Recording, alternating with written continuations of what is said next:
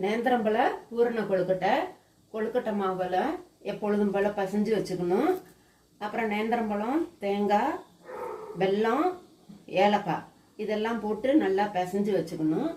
அப்புறம் கொழுக்கட்டை மாதிரியே செஞ்சு அது உள்ள பூரணத்தை வச்சு ஆவியில் ஒரு 10-12 நிமிஷம் வேக விட்டு எடுத்து சாப்பிட வேண்டியது. நெய்யும் ஒரு ஸ்பூன் ஊற்றிக்கலாம் அந்த பூரணத்தில், ரொம்ப நல்லா இருக்கும், டேஸ்ட்டாக இருக்கும். ஏலக்காயும் போட்டுக்கணும்.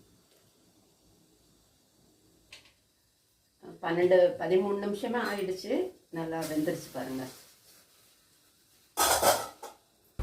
நம்ம கொழுக்கட்டை செய்வோம். இது வந்து நேந்திரம்பழ கொழுக்கட்டை, ஹெல்த்தாக இருக்கும். காலை மார்னிங் டிஃபனுக்கே கூட இதை செஞ்சு சாப்பிட்டா ரொம்ப நல்லா இருக்கும்.